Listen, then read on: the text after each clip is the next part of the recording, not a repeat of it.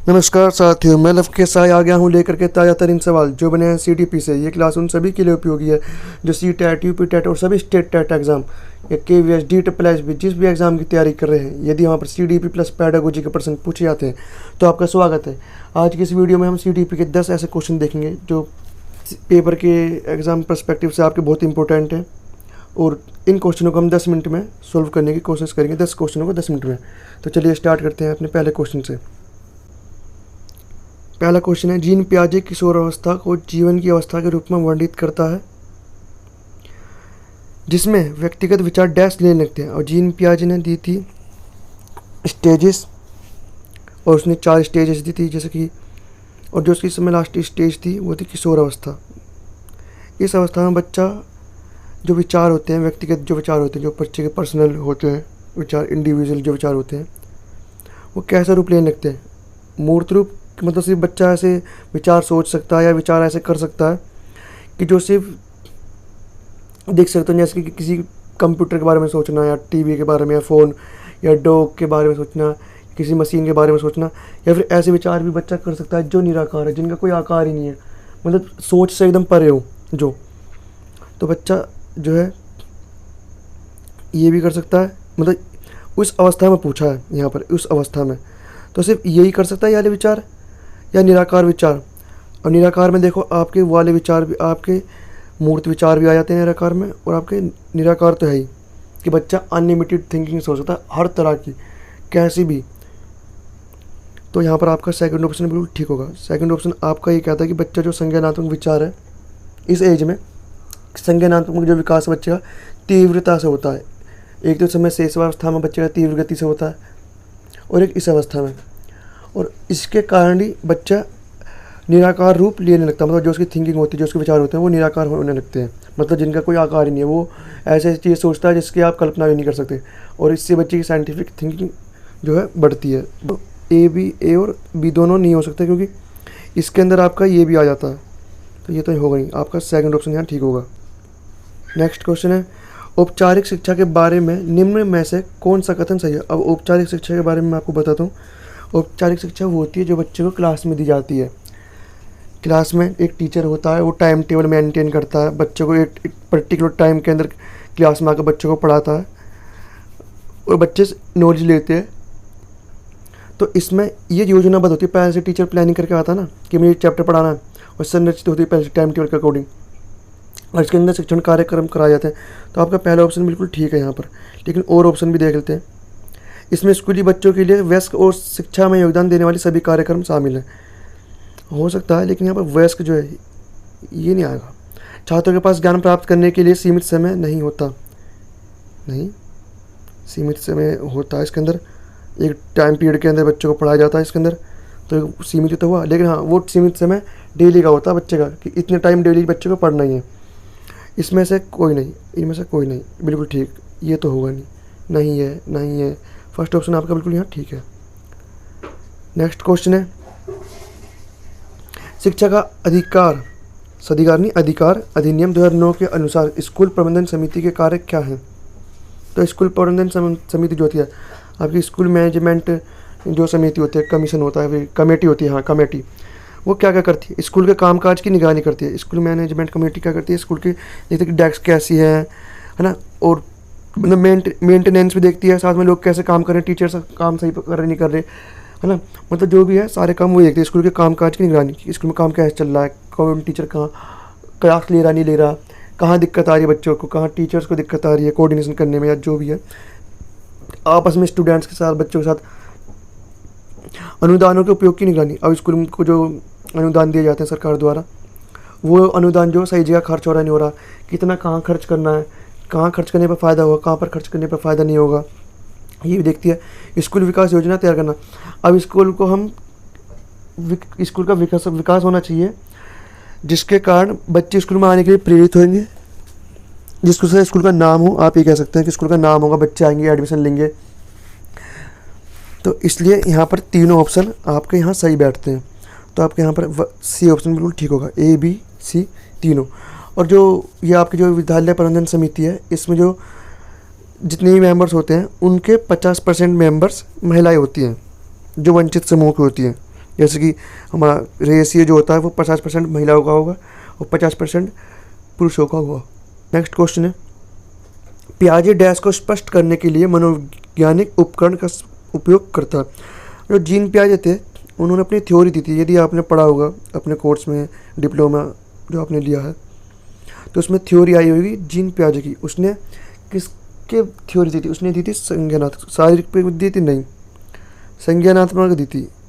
और नैतिक दी थी, शारीरिक विकास की थ्योरी किसने नहीं दी? संज्ञानात्मक दी थी आपके पियाजे ने। सामाजिक विकास की दी थी वाइगोत्स्की ने, ये दी थी पियाजे ने, और ये दी थी कोहलबर्ग ने।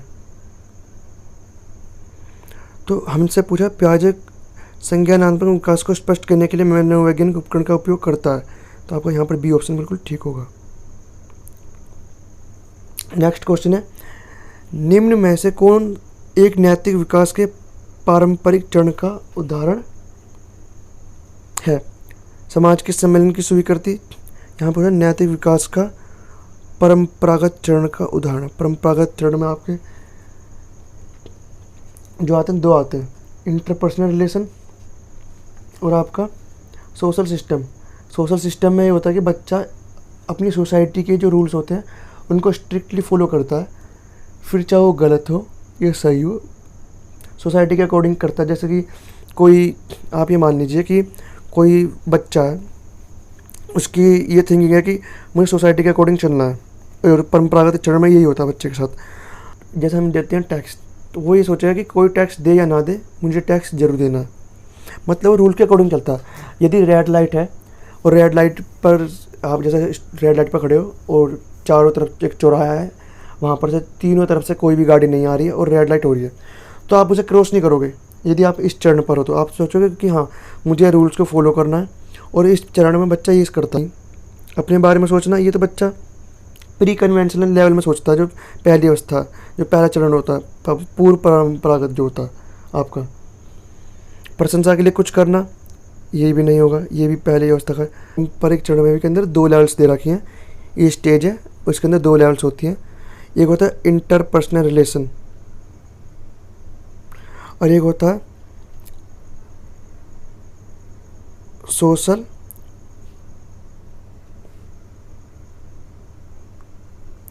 रूल्स। बच्चा क्या करता है? इंटरपर्सनल रिलेशन में बच्चा समाज के बीच में अपनी जो, जिसे बोलते हैं कि हमारा रिलेशन जो है हर किसी के साथ अच्छा हो, पेरेंट्स के साथ, आप जिस समाज में रहते हो वहाँ पर आपके रिलेटिव्स, वो सोचता है कि मेरे जो मेरे संबंध है या फिर जो पेरेंट्स के संबंध है वो अच्छे बने रहे, बच्चा ये सोचता है। दूसरा जो रूल्स होते हैं सोसाइटी के रूल्स, बच्चा ये सोचता है कि इस स्टेज में, इस लेवल के अंदर जो वो है पारंपरिक चरण लेवल के अंदर, बच्चा ये सोचता है कि मुझे सोसाइटी के रूल्स मानने और सोसाइटी के जो रूल्स है उनको ही फॉलो करना, चाहे कुछ भी हो उनको स्ट्रिक्टली फॉलो करना है।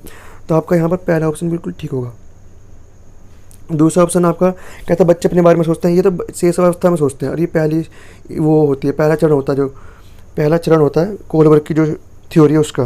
प्रशंसा के लिए कुछ करना, इसमें बच्चा ये दिखाता है कि मुझे कुछ प्रशंसा के लिए करना है, जैसे कि अपने पेरेंट्स को दिखाने के लिए कि मैं कितना पढ़ता हूँ, मतलब दूसरों से वाही लूटने के लिए बच्चा इस तरीके से काम करता है कि मुझे रिवॉर्ड मिलेगा या उनके सामने अच्छा होने दिखाऊंगा तो इस तरीके से बच्चा करता है। तीसरा बनेगा, क्योंकि ये भी पहली अवस्था का, बच्चा डर के मारे कोई काम करता है या फिर पिटाई ना पड़े इसलिए कोई काम नहीं करता। तो आपका पहला ऑप्शन यहाँ ठीक होगा। नेक्स्ट क्वेश्चन है, सबसे उपयुक्त का चुनाव करें। शिशु स्वाद के लिए प्रतिक्रिया करता। अब जो बच्चा होता है, शिशु को होता है शिशु कौन होता है? जिसका जन्म हुआ होता है, जिसको न्यू बॉर्न बेबी जो होता है, तो स्वाद के लिए क्या करता है? स्वाद के लिए वो जन्म के टाइम पर करता है जो चीज़ें बालावस्था तो कोई होती नहीं है, बालावस्था नहीं है, शेषावस्था भी नहीं है, क्योंकि शेषावस्था आएगी आपकी 0 से 2, ये दोनों इतने टाइम पीरियड को कंसिडर कर लिया यहाँ पर। लेकिन जो जन्म का समय होता है इस टाइम पीरियड में अगर बच्चे को देखते हो, अगर आप बच्चे को कोई मीठा पानी का घोल पिलाते हो या फिर मीठा दूध पिलाते हो, मतलब कोई ऐसी चीज़ जो बच्चे खा सकते, जो बच्चे पी सकते हैं, क्योंकि उनके दांत होते नहीं है, तो क्या करते हैं जब उन्हें वो चीज़ टेस्टी लगती है तो अपने जो होठ होते हैं उन्हें चाटने लगते हैं, उन्हें चूसने लगते हैं, अपने होठों को अंदर की तरफ दबाने लगते हैं।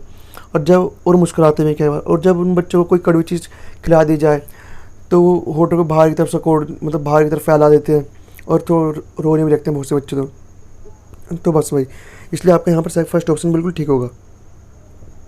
नेक्स्ट क्वेश्चन है, निम्न में से कौन सा जन्म के बाद बाल विकास का प्रारंभिक चरण, मतलब जन्म के बाद पूछा है तो हमें पता है, जैसे कि पियाजे ने थ्योरी दी है और सभी की थ्योरी जो भी जिस भी मनोवैज्ञानिक ने थ्योरी दी है उन सभी की थ्योरी में पहले स्टेज या जिस भी वो पहले स्टेज की बात करते हैं या लेवल की बात करते हैं वो शेष अवस्था से स्टार्ट होती है।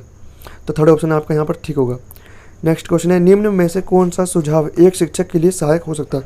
अब आप एक टीचर हो और यहाँ पर 3 सुझाव दिए हैं, वो आपके शिक्षण कार्य में कैसे उपयोगी है या नहीं है, या फिर इनमें से कौन सा उपयोगी है।